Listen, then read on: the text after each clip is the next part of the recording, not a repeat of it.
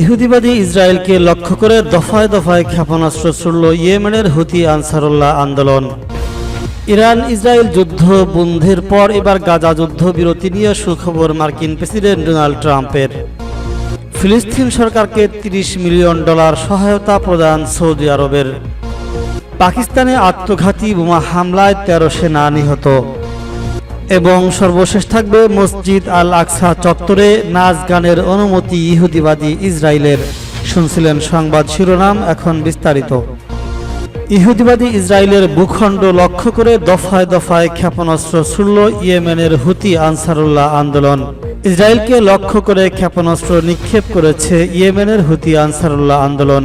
ইসরায়েলের স্থানীয় সংবাদ মাধ্যমের বরাত দিয়ে শনিবার 28 জুন এক প্রতিবেদনে এই তথ্য জানিয়েছে মেহের নিউজ এজেন্সি।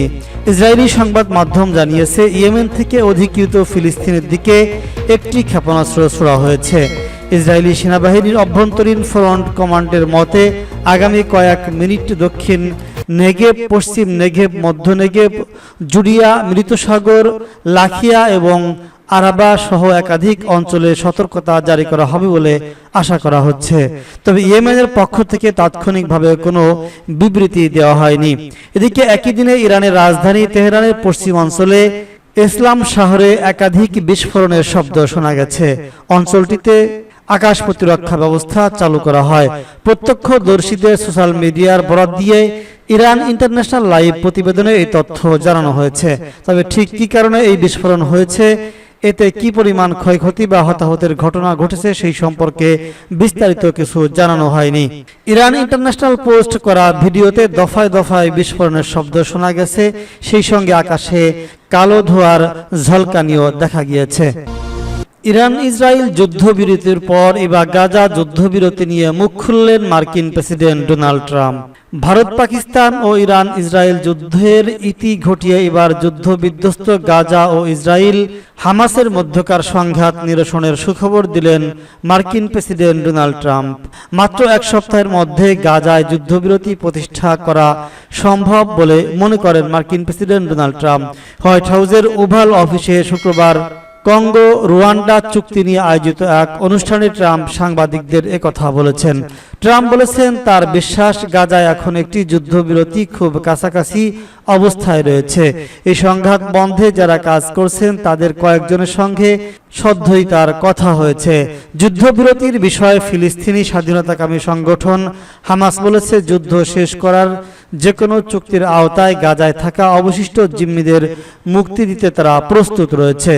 তবে ইসরায়েলের পক্ষ থেকে বলা হয়েছে, যুদ্ধ তখনই শেষ হবে যখন হামাসকে সম্পূর্ণ নিরস্ত্র ও বিলুপ্ত করা যাবে। অবশ্যই হামাস অস্ত্র সমর্পণে অস্বীকৃতি জানিয়েছে। গাজার স্বাস্থ্য মন্ত্রণালয়ের তথ্য অনুযায়ী 2023 সালের অক্টোবর থেকে গাজায় অব্যাহতভাবে চলা ইসরায়েলি আগ্রাসনে নিহতের সংখ্যা 1 লক্ষ ছাড়িয়েছে, আর আহত হয়েছে আরও 1,32,000-এর বেশি মানুষ। 2023 সালের 7 অক্টোবর ইসরায়েলি ভূখণ্ডে ঢুকে অতর্কিত হামলা চালায় ফিলিস্তিনের প্রতিরোধ আন্দোলন হামাস।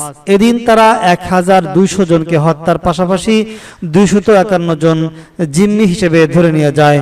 হামাসের হামলা জবাব দিতে এবং জিম্মিদের মুক্ত করতে ওই দিন থেকেই গাজার অভিযান শুরু করে ইসরায়েলি বাহিনী। 15 মাসেরও বেশি সময় ধরে টানা অভিযান চালানোর পর যুক্তরাষ্ট্র সহ অন্যান্য মধ্যস্থতাকারী দেশের মধ্যস্থতায় গত 19 জানুয়ারি গাজায় যুদ্ধবিরতি কার্যকর হয়। কিন্তু বিরতির 2 মাস শেষ হওয়ার আগেই গত 18 মার্চ থেকে ফের গাজায় অভিযান শুরু করে আইডিএফ। দ্বিতীয় দফায় এই অভিযান গত 2.5 মাসে গাজায় নিহত হয়েছে 6,800 জন ফিলিস্তিনি এবং আহত হয়েছে 20,000-এর বেশি। ফিলিস্তিন সরকারকে $30 মিলিয়ন সহায়তা প্রদান সৌদি আরবের। প্যালেস্তাইন অথরিটিকে $30 মিলিয়ন মার্কিন সহায়তা প্রদান করেছে সৌদি আরব। আর্থিক সংকটে থাকা ফিলিস্তিন সরকারকে সহায়তার অংশ হিসেবে এই অর্থ প্রদান করা হয়েছে বলে জানিয়েছে সৌদি আরব। বৃহস্পতিবার এক প্রতিবেদনে এই তথ্য জানায় মধ্যপ্রাচ্য ভিত্তিক সংবাদ মাধ্যম আরব নিউজ। স্থানীয় সময় বৃহস্পতিবার জর্ডানের রাজধানী আম্মানে সৌদি দূতাবাসের ভারপ্রাপ্ত চার্জ দ্য অ্যাফেয়ার্স মোহাম্মদ মুনিস, প্যালেস্তাইনের অর্থমন্ত্রী ওমর আল বিতারের কাছে এই তহবিল হস্তান্তর করেন। অর্থমন্ত্রী আল বিতার এই সহায়তার জন্য সৌদি আরবের প্রতি গভীর কৃতজ্ঞতা প্রকাশ করেছেন। তিনি কিং সালমান ও ক্রাউন প্রিন্স মোহাম্মদ বিন সালমানের নেতৃত্বের প্রশংসা করে বলেন, প্যালেস্তাইন জনগণের স্বাধীনতা ও রাষ্ট্রীয় অধিকারের জন্য সৌদি আরবের অব্যাহত রাজনৈতিক ও অর্থনৈতিক সহায়তা অত্যন্ত প্রশংসনীয়। প্যালেস্তাইন নিউজ এজেন্সির প্রতিবেদন অনুযায়ী এই অর্থনৈতিক সহায়তা স্বাস্থ্য ও শিক্ষা খাত বজায় রাখতে প্যালেস্তাইন অথরিটিকে সাহায্য করছে। হাসপাতাল পরিচালনা, ঔষধ, চিকিৎসা সরঞ্জাম ক্রয়, স্কুল চালু রাখা এবং চিকিৎসক, শিক্ষক ও প্রশাসনিক কর্মীদের বেতন প্রদানে এই তহবিল ব্যবহৃত হবে। সৌদি সহায়তা সংস্থা কেএস রিফিলের তথ্য অনুসারে গত বছর প্যালেস্তাইন জনগণের জন্য 279টি প্রকল্পের 5.3 বিলিয়ন ডলারের বেশি সহায়তা প্রদান করেছিল সৌদি আরব। পাকিস্তানে আত্মঘাতী হামলায় 13 সেনা নিহত। পাকিস্তানের উত্তর ওয়াজিরিস্তানে আত্মঘাতী গাড়ি বোমা হামলায় অন্তত 13 সেনা নিহত হয়েছেন। এই হামলায় আহত হয়েছেন আরো কয়েক ডজন মানুষ। শনিবার দুপুরে এই ঘটনা ঘটেছে। স্থানীয় নিরাপত্তা সূত্রের উদ্ধৃতি দিয়ে খাইবার ক্রনিকল এই তথ্য নিশ্চিত করেছে। নিরাপত্তা কর্মকর্তারা জানিয়েছেন, বোমা নিষ্ক্রিয়কারী ইউনিটের একটি যানবাহনের কাছে বিস্ফোরক ডিভাইসের বিস্ফোরণ ঘটায় হামলাকারী, এতে 13 জন নিহত হন। প্রতিবেদনটিতে আরো বলা হয়েছে, হামলায় অন্তত 24 জন আহত হয়েছেন, যাদের মধ্যে 14 জনই বেসামরিক নাগরিক।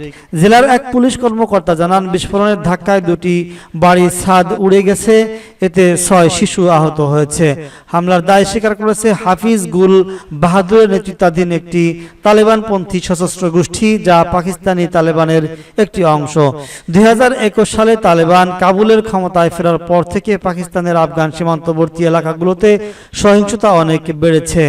ইসলামাবাদ অভিযোগ করেছে, আফগানিস্তান পাকিস্তানের উপর হামলার জন্য তাদের ভূখণ্ড ব্যবহার করতে দিচ্ছে। তালেবান এই অভিযোগ অস্বীকার করে আসছে। চলতি বছরের শুরু থেকে এখন পর্যন্ত খাইবার পাখতুনখাওয়া ও বেলুচিস্তান সরকার বিরোধী সশস্ত্র গোষ্ঠীগুলোর হামলায় প্রায় 290 জন নিহত হয়েছে বলে জানিয়েছে প্যারাভিত্তিক ওই বার্তা সংস্থা। এই নিহতের বেশিরভাগই নিরাপত্তা বাহিনীর সদস্য। মসজিদ আল আকসা চত্বরে নাচ গানের অনুমতি দিল ইসরায়েল। ফিলিস্তিনের মসজিদ আল আকসা চত্বরে পশ্চিম তীর অঞ্চলে অবৈধ বসতি স্থাপনকারী ইহুদিদের নাচ গান এবং বাধাহীন ঘোরাফেরার অনুমতি দিয়েছে ইসরায়েলের জাতীয় নিরাপত্তা বিষয়ক মন্ত্রী ইতমার বিন গাবির। বৃহস্পতিবার নিজের প্রতিবেদনে এই সংবাদ করেছে বিভিন্ন ইসরায়েলি সংবাদ মাধ্যম। ইসরায়েল ভিত্তিক সম্প্রচার সংবাদ মাধ্যম চ্যানেল 7 বৃহস্পতিবার তাদের প্রতিবেদনে বলেছে, এই প্রথমবারের মতো পবিত্র আল আকসা চত্বরে ইহুদি দর্শনার্থীদের নাচ গান ও মুক্তভাবে ঘোরাফেরা করার অনুমতি দেওয়া হয়েছে। সরকারি সূত্রে জানা গেছে, জাতীয় নিরাপত্তা বিষয়ক মন্ত্রী ইতমার বিন গাবির প্রণীত নতুন নীতির আওতায় দেওয়া হয়েছে এই অনুমোদন। প্রধানমন্ত্রী বেনিয়ামিন নেতানিয়াহুর প্রভাবশালী জোট সঙ্গী ইতমার বিন গাবির নিজেও একজন অবৈধ বসতি স্থাপনকারী এবং ইসরায়েলের কঠোর ডানপন্থী দল জুইশ পাওয়ার পার্টির শীর্ষ নেতা। বর্তমানে ইসরায়েলের ক্ষমতাসীন যুদ্ধকালীন সরকারের স্বরাষ্ট্র ও পুলিশ বিষয়ক মন্ত্রণালয়ের দায়িত্বে রয়েছেন তিনি। বলা বাহুল্য, আল আকসা চত্বর বিষয়ক লিখিত যেসব আইন ও বিধিনিষেধ রয়েছে, বেন গাবিরের এই অনুমোদন সেসবের গুরুত্ব লঙ্ঘন।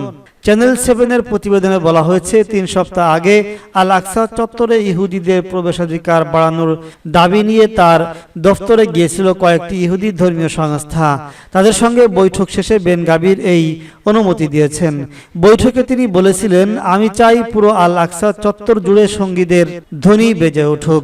চ্যানেল 7-এর প্রতিবেদনে আরো বলা হয়েছে, ইতিমধ্যে আল আকসা চত্বরের নিরাপত্তার দায়িত্বে থাকা পুলিশ বাহিনীকে এই বিষয়ে অবহিত করা হয়েছে এবং বলা হয়েছে, চত্বরে সঙ্গীত, নৃত্য ও দর্শনার্থীদের ভ্রমণে যেন কোনো বাধা প্রদান না করা হয়। মন্ত্রণালয় থেকে যদিও এখন পর্যন্ত এই ইস্যুতে আনুষ্ঠানিকভাবে কিছু জানানো হয়নি, তবে 2022 সালে বেন গাবির ইসরায়েলের জাতীয় নিরাপত্তা বিষয়ক মন্ত্রী হওয়ার পর থেকে আল আকসা চত্বরে বসতি স্থাপনকারী আইন ও বিধিনিষেধ ভাঙ্গার প্রবণতা বেড়েছে।